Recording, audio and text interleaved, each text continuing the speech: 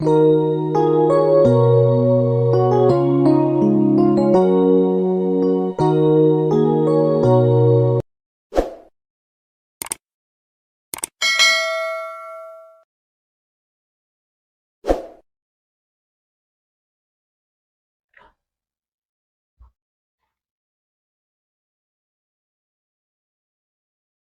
साथियों, RSJ Excel zone में आपका स्वागत है। तो आज हम विद्युत चैप्टर का अगला पार्ट देखेंगे, जो कुछ छूटे हुए टॉपिक हैं इसमें कवर करने का प्रयास करेंगे। तो चलते हैं टॉपिक की ओर। आज चौथा वीडियो है, अध्याय 11, चैप्टर का नाम है विद्युत का। इसमें हम सबसे पहले टॉपिक में आते हैं प्रतिरोधों का संयोजन। संयोजन का मतलब होता है जुड़ना, और प्रतिरोध तो आप पढ़ ही चुके हैं कि ऐसा माध्यम जो धारा प्रवाह में रुकावट डालता है उसको कहते हैं प्रतिरोध। तो इन प्रतिरोधकों का संयोजन दो तरह से किया जाता है, जिसका पहला संयोजन होता है श्रेणी क्रम संयोजन। जब दो या दो से अधिक प्रतिरोधकों को एक सिरे से दूसरा सिरा, जैसे दो प्रतिरोध हो गए, उसमें से दो शाखाएं निकली जाती हैं जहां से धारा प्रवाहित की जाती है उसमें, तो पहला शाखा इधर हो गया और दूसरा शाखा इधर हो गया। इस शाखा को दूसरे वाले प्रतिरोध से जोड़ देंगे, फिर उसके अगले शाखा को दूसरे वाले प्रतिरोध से जोड़ देंगे। तो इस प्रकार का संयोजन कहलाता है श्रेणी क्रम संयोजन। जैसे देखिए, एक ये प्रतिरोध है, एक ये प्रतिरोध है और एक ये प्रतिरोध है। इसका एक टर्मिनल इधर है और एक टर्मिनल इधर है। इसका अगला वाला टर्मिनल अगले वाले प्रतिरोध से जुड़ा रहेगा और अगला वाला टर्मिनल अगले वाले प्रतिरोध से जुड़ा रहेगा। ऐसे ये सीरीज में जुड़ते हुए चले जाएंगे। जिस तरह से आप झालर वाली लाइट देखते हैं, उसी तरह से ये भी होता है, एक दूसरे से जुड़ते हैं। तो इस प्रकार के संयोजन को हम श्रेणी क्रम संयोजन कहते हैं। यानी कि जब दो या दो से अधिक प्रतिरोध इस क्रम में जुड़े हों कि पहले का एक सिरा दूसरे सिरे से जुड़ा हो और दूसरे का एक सिरा तीसरे सिरे से जुड़ा हो, तो इस प्रकार का संयोजन श्रेणी क्रम संयोजन कहलाता है। श्रेणी क्रम संयोजन का कुल प्रतिरोध का सूत्र होता है आर टोटल। ये है आर टोटल। यदि हम इन सभी का टोटल निकालेंगे तो सभी को सीधे सीधे जोड़ देंगे। जैसे मान लीजिए कई प्रतिरोध श्रेणी क्रम में जुड़े हुए हैं, तो इनका सूत्र बनेगा R1 plus R2 plus R3 plus dot dot Rn। जितने भी प्रतिरोध जुड़े रहेंगे श्रेणी क्रम में, सबको टोटल कर देंगे तो हमारा टोटल प्रतिरोध आ जाएगा। अब इस प्रतिरोध में धारा कैसी प्रवाहित होती है इसको देखेंगे। तो इसमें प्रत्येक प्रतिरोध में समान धारा प्रवाहित होती है। जितने भी प्रतिरोध जुड़े रहते हैं उनमें समान धारा जाती है। ये नहीं कि इसमें कम जाए, इसमें अधिक जाए, इसमें कम जाए। सभी प्रतिरोधों में, श्रेणी क्रम में सभी प्रतिरोधों में समान धारा प्रवाहित होती है। यानी कि इस तरह से हम कई लाइट को इकट्ठा जोड़ेंगे तो जब हम विद्युत धारा प्रवाहित करेंगे तो सब में धारा बराबर जाएगी। इसमें यदि हम कुल विभवांतर को निकालेंगे, अभी तो हम प्रतिरोध को निकालिए, कुल विभवांतर को ठीक इसी तरह निकालेंगे तो V बराबर हो जाएगा, यानी कि V टोटल बराबर हो जाएगा V1 plus V2 plus V3 plus Vn। अब यहाँ पे V का मान होता है IR, तो इसका भी मान होगा IR1, इसका भी मान होगा IR2, इसका मान IR3, इसका मान IRn। अब यहाँ से हम I को कॉमन निकाल लेंगे तो बीच में बचेगा R1 R2 R3 Rn। I से I कैंसिल हो जाएगा तो R बराबर हो जाएगा R1 plus R2 plus R3 plus Rn। तो ये देखिए, ये सूत्र निकल के आ गया। तो हम प्रतिरोध में भी इस सूत्र को लागू कर सकते हैं और विभव में भी इस सूत्र को लागू कर सकते हैं। अब चलते हैं पार्श्व क्रम संयोजन।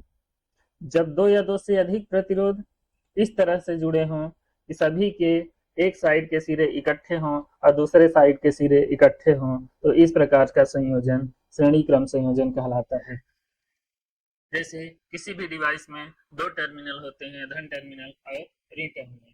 तो धन धन वाले टर्मिनल एक साथ जुड़े हो, ऋण ऋण वाले टर्मिनल एक साथ जुड़े हो, तो इस प्रकार का संयोजन कहलाता है पार्श्व क्रम संयोजन। यहाँ श्रेणी क्रम लिखा गया है, ये होगा पार्श्व क्रम।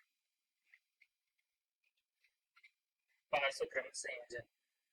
तो श्रेणी क्रम में क्या था, एक का धन सिरा और दूसरे का ऋण सिरा, ये दोनों आपस में जुड़ते थे, लेकिन इसमें धन धन एक साथ, ऋण ऋण एक साथ। तो इसका यदि हम कुल प्रतिरोध निकालेंगे तो ये होगा 1/RT, ये टोटल है, तो RT भी लिख सकते हैं, R भी लिख सकते हैं। 1/RT बराबर 1/R1 plus 1/R2 plus 1/R3 plus 1/RN। जितने भी जुड़े रहेंगे सब एक के बटे लगा के जोड़ते चले जाएंगे। अब श्रेणी क्रम संयोजन की तुलना में पार्श्व क्रम संयोजन के लाभ। तो श्रेणी क्रम संयोजन जो होता है, श्रेणी क्रम संयोजन में जब एक अवयव खराब हो जाता है, यानी कि जैसे कई लाइट आपस में जुड़े हैं, एक बीच की लाइट कोई खराब हो जाती है तो पूरा लाइट बंद हो जाता है, कोई भी अवयव इसमें काम नहीं करता है, तो यह श्रेणी क्रम में एक हानि होती है पार्श्व क्रम की तुलना में। अलग अलग अवयवों के लिए अलग अलग धारा की जरूरत पड़ती है, यह गुण श्रेणी क्रम में नहीं होता है। समांतर क्रम में क्या होता है, अलग अलग अवयवों को के लिए अलग अलग धारा की जरूरत पड़ती है, जिसके कारण उसमें से कोई एक खराब भी हो जाए तो दूसरा अवयव चलता रहता है। लेकिन श्रेणी क्रम में यह नियम लागू नहीं होता है, क्योंकि श्रेणी क्रम में धारा एक जैसे रहती है, अलग अलग नहीं होती है। पार्श्व क्रम संयोजन का प्रतिरोध कम होता है। पार्श्व क्रम संयोजन में प्रतिरोध कम होता है, लेकिन श्रेणी क्रम संयोजन में प्रतिरोध अधिक होता है, क्योंकि सभी प्रतिरोध एक दूसरे से जुड़ते चले जाते हैं, लेकिन इसमें सब प्रतिरोध अलग अलग होते हैं। आज चलते हैं इनसे संबंधित आंकिक प्रश्नों की ओर। एक प्रश्न है, एक विद्युत लैंप चित्र में दिखाया गया है, एक विद्युत लैंप जिसका प्रतिरोध 20 ओम है तथा एक 4 ओम का प्रतिरोध, ये दोनों 6 वोल्ट की बैटरी के साथ जुड़े हुए हैं। ये देखिए 4 ओम का प्रतिरोध है, ये है 20 ओम का लैंप प्रतिरोध है, ये 6 वोल्ट की बैटरी से जुड़े हुए हैं। तो निम्न मान को ज्ञात कीजिए। परिपथ का कुल प्रतिरोध पहला निकालना है, परिपथ का कुल प्रतिरोध, यानी कि ये प्रतिरोध इन दोनों का टोटल प्रतिरोध कितना होगा, ये निकालना है। दूसरे में परिपथ में प्रवाहित कुल विद्युत धारा, यानी कि इस परिपथ से कितनी धारा प्रवाहित हो रही है। अगला विद्युत लैंप तथा चालक के सिरों के बीच विभवांतर, यानी कि ये जो लैंप है इसके बीच विभवांतर कितना होगा, और ये चालक है इसके बीच विभवांतर कितना होगा, दोनों का विभवांतर अलग अलग निकालना है। अब चलते हैं हल की ओर। तो विद्युत लैंप का प्रतिरोध R1 20 ओम दिया है, चालक का प्रतिरोध R2 4 ओम दिया है, तो हम यहाँ से कुल प्रतिरोध निकाल लेंगे। अब कुल प्रतिरोध निकालते समय ये ध्यान देंगे कि दोनों प्रतिरोध हमारे किस श्रेणी में जुड़े हैं, श्रेणी क्रम संयोजन में जुड़े हैं कि समांतर क्रम में जुड़े हैं। यदि श्रेणी में जुड़े होंगे तो श्रेणी का सूत्र लगाएंगे, यदि समांतर में जुड़े होंगे तो समांतर क्रम का सूत्र लगाएंगे। तो यहाँ देखिए ये दोनों श्रेणी क्रम में दिख रहे हैं। समांतर में तब होते जब इसका ये सिरा इसके साथ और ये सिरा इसके साथ जुड़ा होता, एक का प्लस और एक का माइनस इस तरह से जुड़े हैं, इस तरह से क्या है श्रेणी क्रम में। तो हम श्रेणी क्रम का सूत्र लगा के और कुल प्रतिरोध को निकाल लेंगे। तो परिपथ का कुल प्रतिरोध हो जाएगा R बराबर R1 plus R2 20 plus 4 equal to 24 ohm. अब विभवांतर भी सवाल में दिया है कि 6 वोल्ट का विभवांतर इसमें है, ये देखिए 6 वोल्ट की बैटरी लगाई गई है, यानी कि विभवांतर 6 वोल्ट। अब ओम के नियम से कुल विद्युत धारा हम निकालेंगे। दूसरे प्रश्न का ये आंसर निकल रहा है। पहले प्रश्न में क्या था, परिपथ का कुल प्रतिरोध, ये परिपथ का कुल प्रतिरोध आ गया है। अब दूसरा है परिपथ में प्रवाहित कुल विद्युत धारा। तो धारा का सूत्र हम लोग पढ़े हैं कि I बराबर V/R होता है, यानी कि धारा बराबर विभव बटे प्रतिरोध। तो यहाँ पे विभव अपना कितना है 6 वोल्ट और प्रतिरोध अपना कितना आया है 24 ओम, तो बराबर हो जाएगा 0.25 एम्पियर, दोनों को भाग देने पे आ जाएगा। तो ये परिपथ में प्रवाहित कुल विद्युत धारा हुई।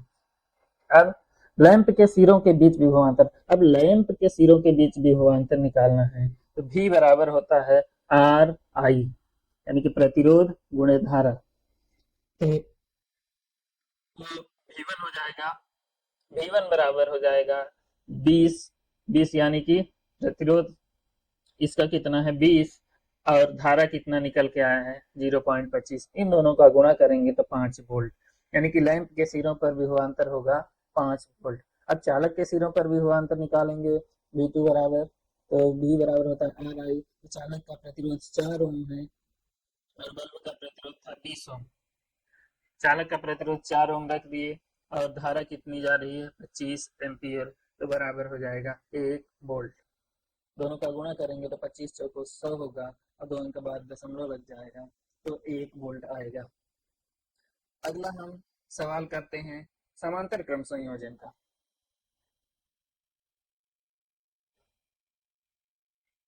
समांतर क्रम में थोड़ा एक चीज बताना भूल गए थे, इसको समझ लीजिएगा।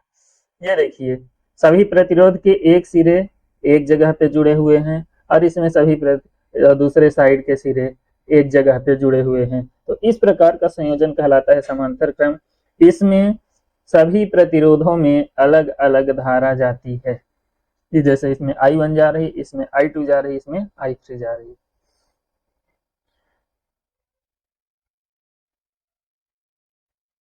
अब चलते हैं समांतर क्रम संयोजन से संबंधित सवाल। निम्न परिपथ में प्रतिरोध को R1, R2, R3, ये देखिए R1 है, ये R2 है, ये R3 है, के मान क्रमशः 5 ओम, 10 ओम, 30 ओम है। R1 है 5 ओम, R2 है 10 ओम, R3 है 30 ओम।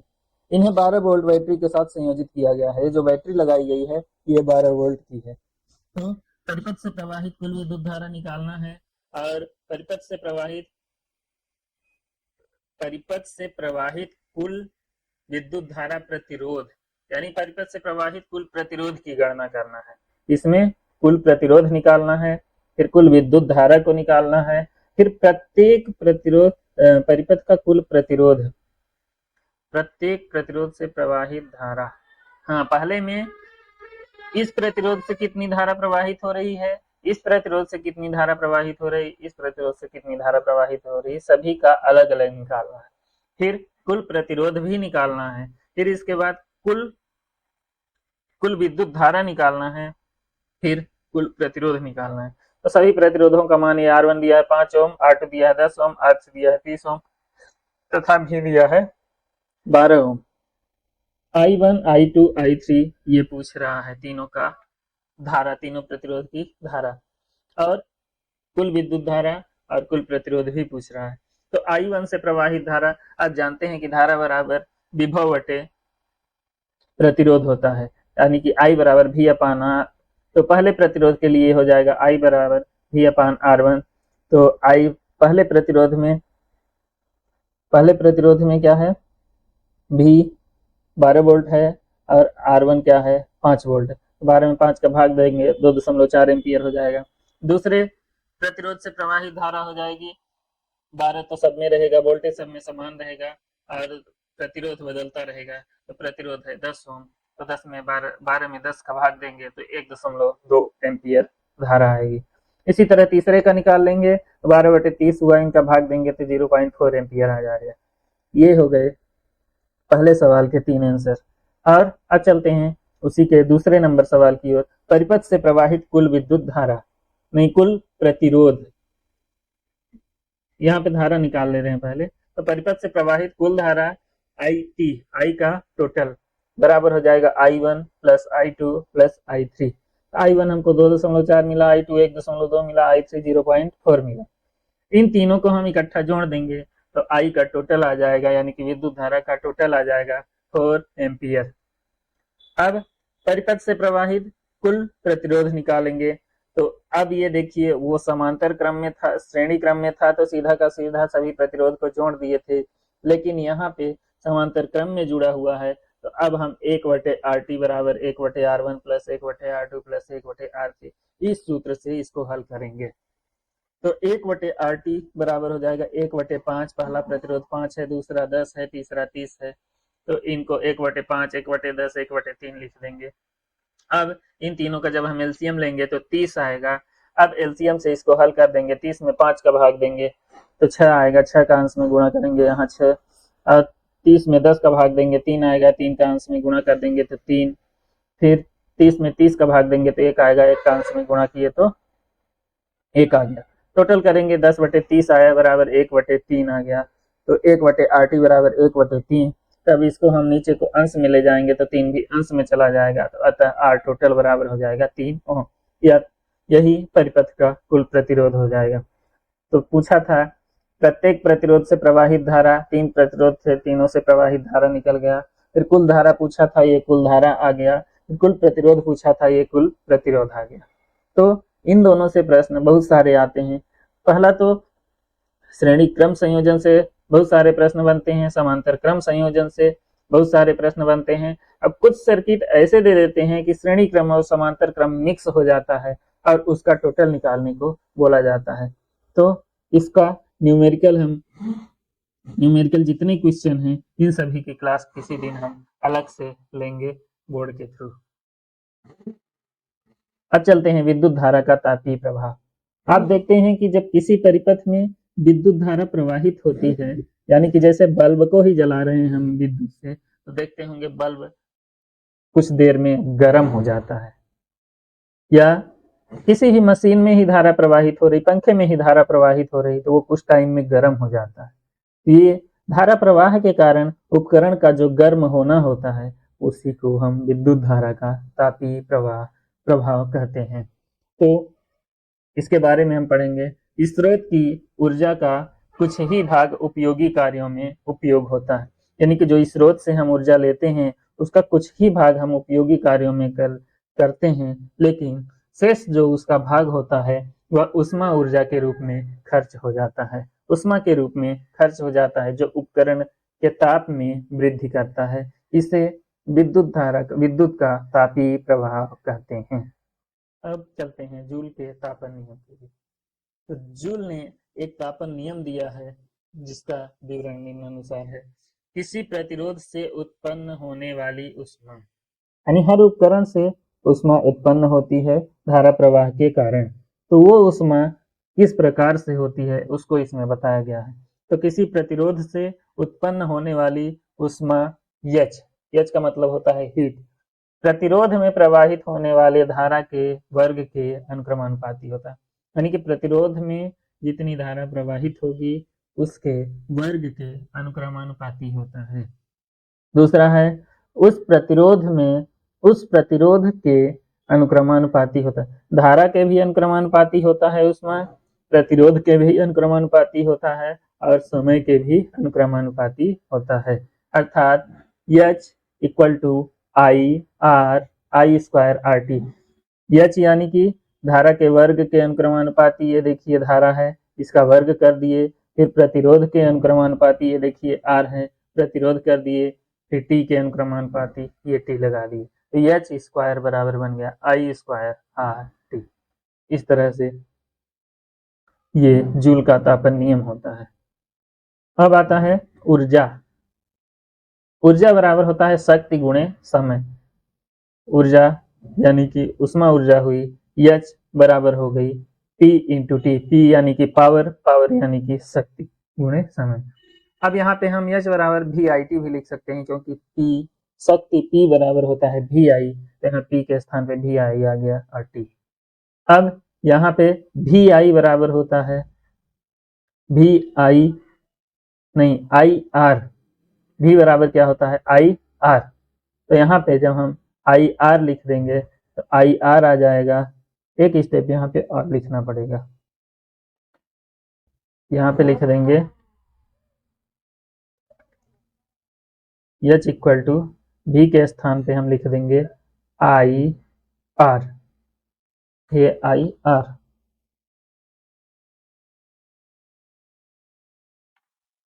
ये देखिए अब I मिलके स्क्वायर हो गए, R यहाँ आ गया और T यहाँ आ गया, तो यहाँ से सूत्र भी उत्पन्न हो गया उष्मा का।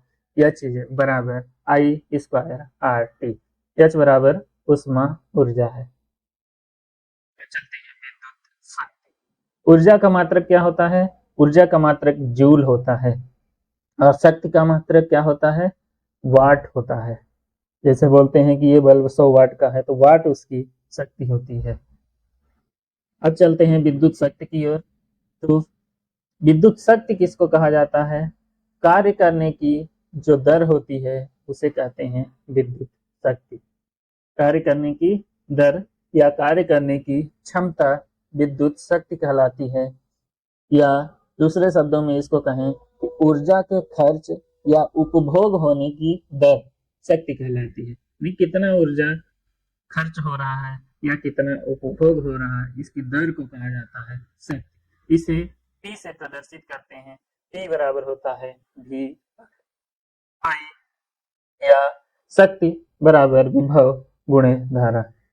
शक्ति का मात्रक होता है वाट, ऊर्जा का मात्रक होता है जूल, 1 वाट बराबर होता है 1 वोल्ट इंटू 1 एम्पियर।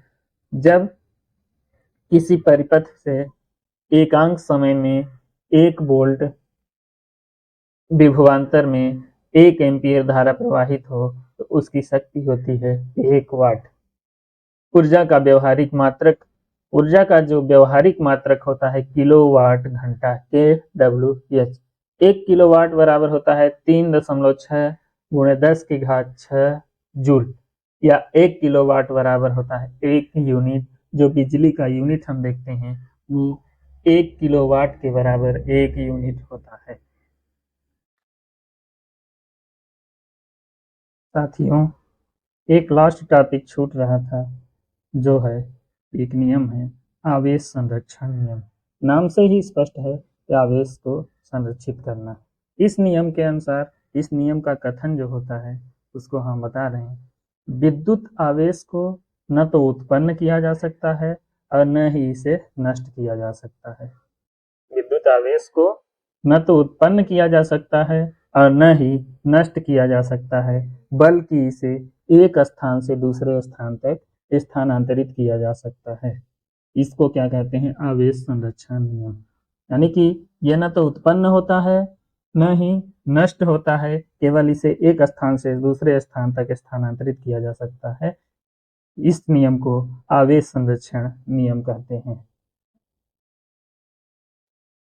तो दोस्तों, यहीं से हमारा विद्युत का चैप्टर समाप्त होता है।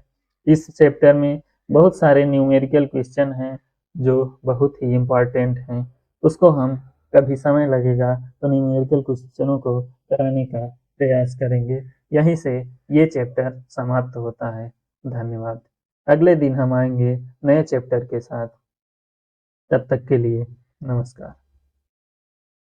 दोस्तों, जाते जाते आपसे अनुरोध है कि यदि आप वीडियो में नए आए हैं तो चैनल को सब्सक्राइब कर लीजिए और वीडियो को वॉच करिए। यदि वीडियो पसंद आता है तो इसे दोस्तों के बीच शेयर करके उनसे भी सब्सक्राइब करा दीजिए। और वीडियो में कुछ भी दिक्कत आए तो कमेंट में उस पर लिखिए कि यहाँ पे ये दिक्कत आ रही, तो उसको हम सुधारने का प्रयास करेंगे। धन्यवाद।